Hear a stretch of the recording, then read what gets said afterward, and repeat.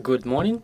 I want to thank everybody who joins us. My name is Olha Atamanova, and it's my pleasure to welcome you at Ukraine Media Center today. So today we're starting our day with a conversation about the situation in our borders. Joining us in the studio is Andrii Demchenko, spokesman of the State Bodyguard Service of Ukraine. Good morning, Mr. Andrii. Good morning, Ms. Olga. So how about we start our conversation with the situation in the most dangerous parts of our border?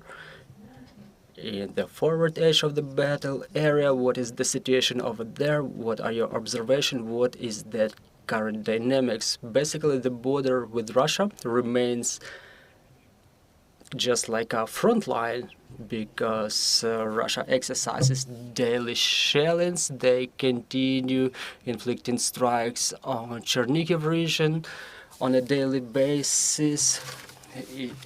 In Sumy region, where the number of shellings is the most, and of course Kharkiv region that experiences both shellings and other battle operations in the area of Vovchansk, Lipsy, where the enemy would like to see some advances in the depth of the territory of our country, and obviously Kupiansk direction, actually the front line. And when it comes to shellings, the enemy mostly uses cannon artillery to inflict strikes and also actively uses UAVs.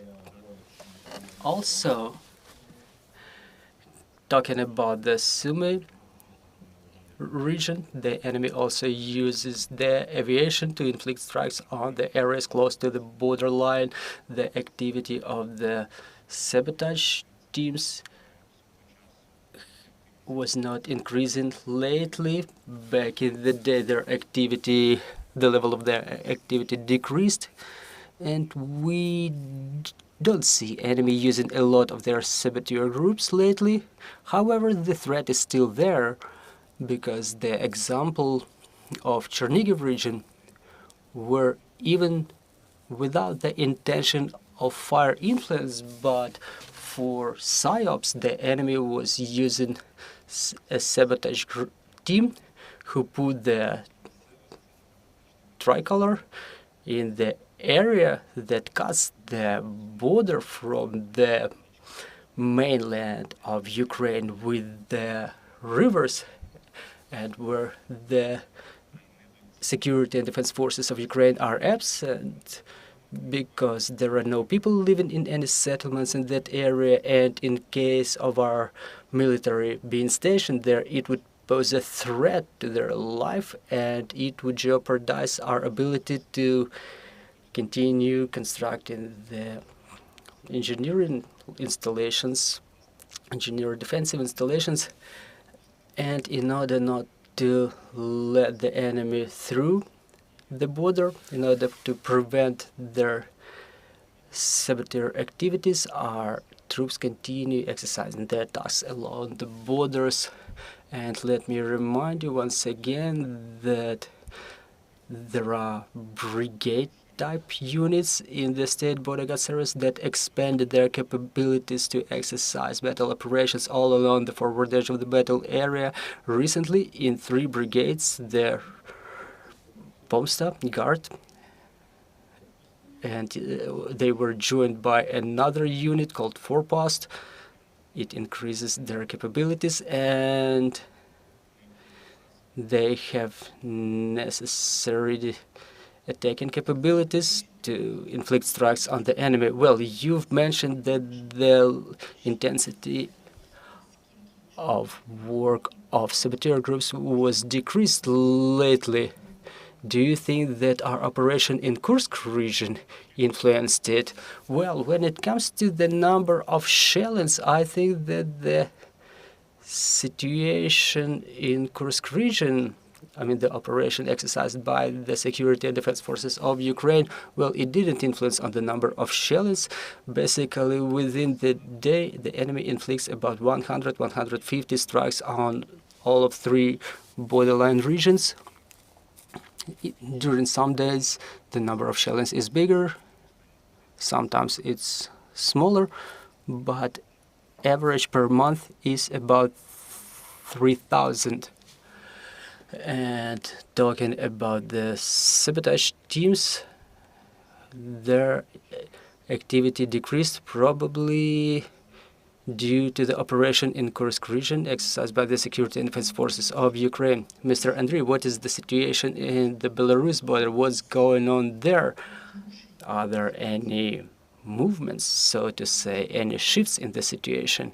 Well, that area still poses a threat for us, and we continue doing everything to make sure our defense positions are strong all along the front borderline, and all of the components of the security and defense forces, including state bodyguards, National Guard, and armed forces of Ukraine, continue reinforcing their positions, and the state bodyguard units continue engineering works all along the borderline in coordination with the local authorities. Well, however, the situation in the border with Belarus is quite different with the one, or compared to the one on the border with Russia. We don't observe any disruptive activities on Belarusian end. No such observations were made lately. We don't observe any movements of either material or troops close to the Ukrainian border. However, at the same time, we have to understand that currently Russia has no sufficient forces in Belarus that would be enough to pose a threat for us. However, we still remember times when Russia was using Belarus as a platform for training of the troops, for their coordination with the Belarusian army. However, gradually they've withdrawn all of the troops to their territory and did not bring any new ones within new rotations. But we keep track of the situation. I mean, our intelligence units, who will be able to provide us with relevant information so we could react in case of any changes. Well, talking about the western borders of a country, we're seeing that there are some movements in the border with Poland. What's going on there? What is the situation for the time being? Well, talking about blocking, I mean, if you mean blocking by the movements you've mentioned, there was a blocking for cargo trucks in Medyka checkpost. On our end, the Polish farmers were staying in a distance from the border, and basically they were restricting the movement of cargo trucks, but thankfully it was not lasting too long, and hopefully further on the Polish farmers will not resort to these type of activities, because even if we analyze their demands to the government of Poland, they had nothing to do with Ukraine. It was about decrease of taxes, and it was about their agreement with other countries, I mean between Poland and the countries of South America, and basically the border with Ukraine was used as a tool of influence on the government of Poland. Well, talking about the situation for the time being, is it safe to state that there is no accumulation of cargo trucks and their movement is free?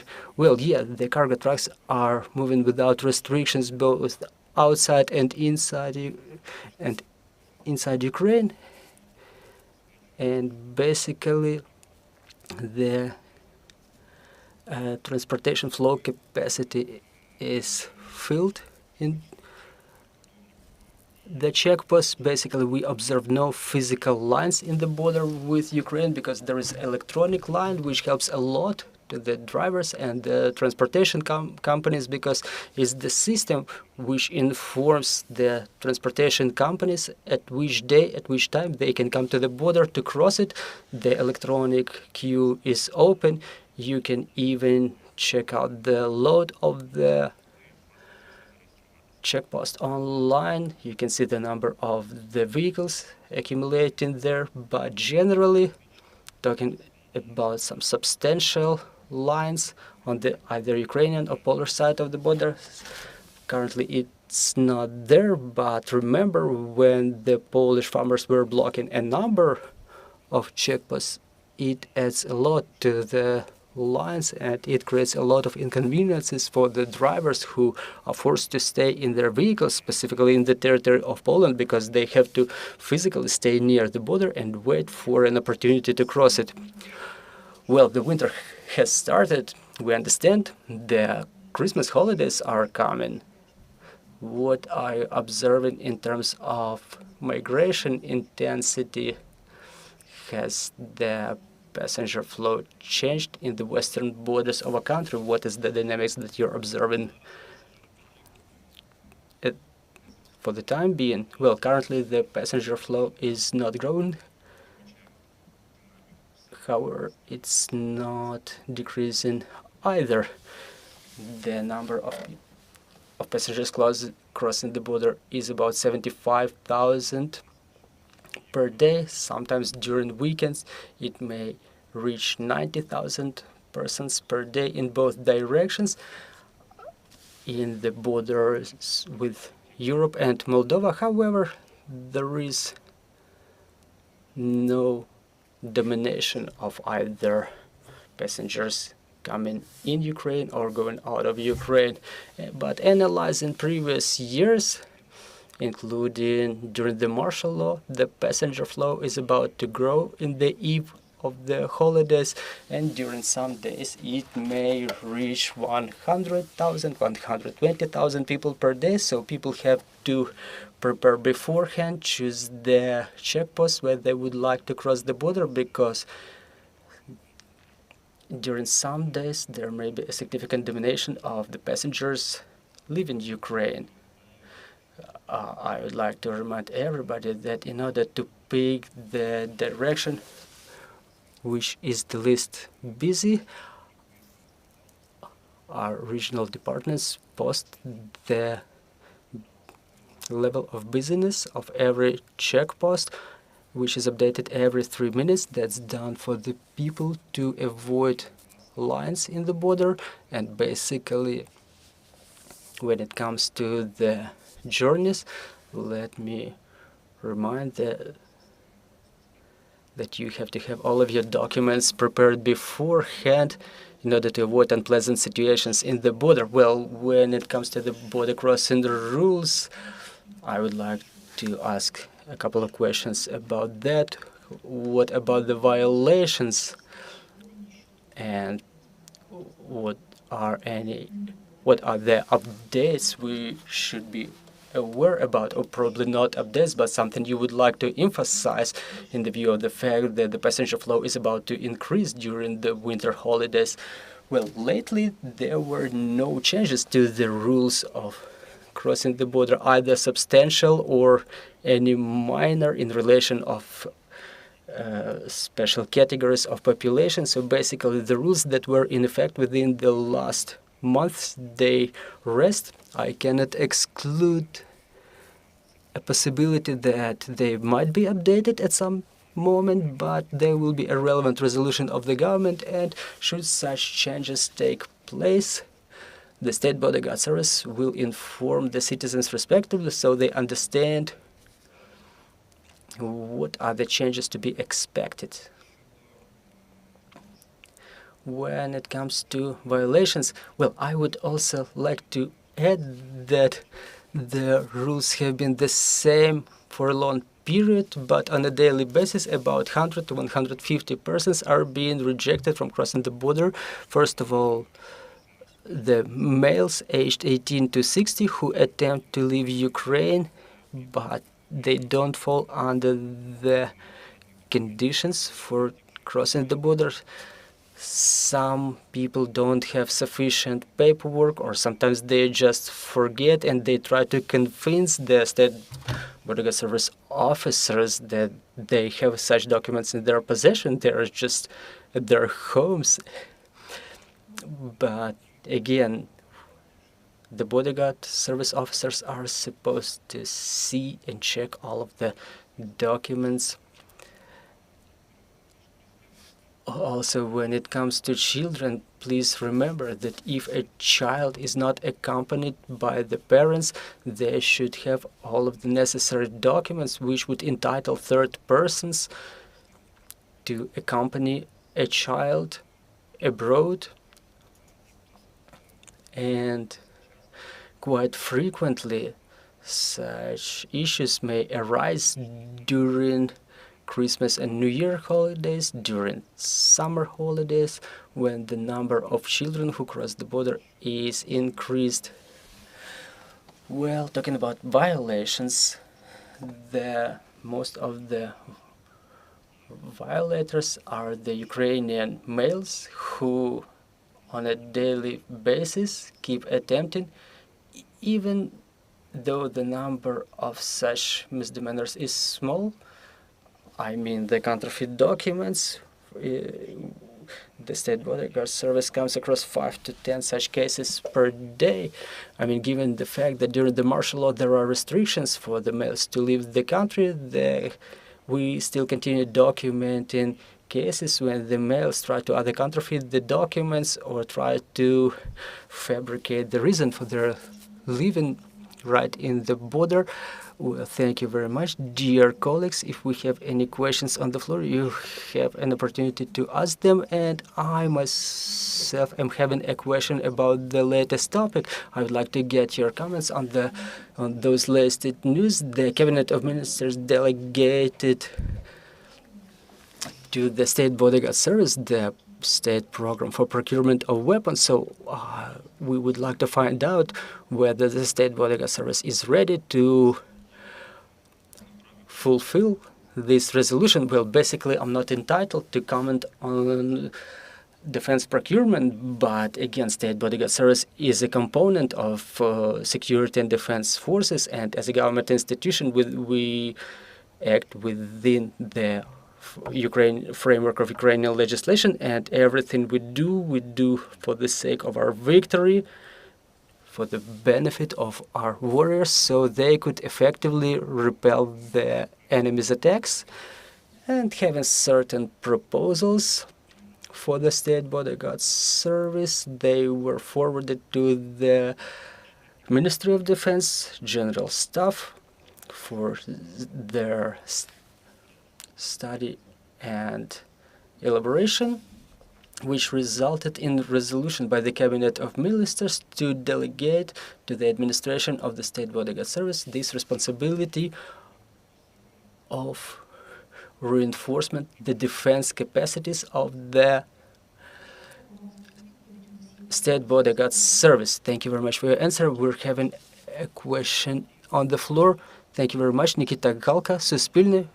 Mr. Andrii, first of all, I would like to get your comments about the border with Transnistria. Are there any movements of any military troops, military formations in that territory? And another question, lately this year we've been having a number of situations when the people's deputies were leaving the territory of Ukraine, crossing the western border.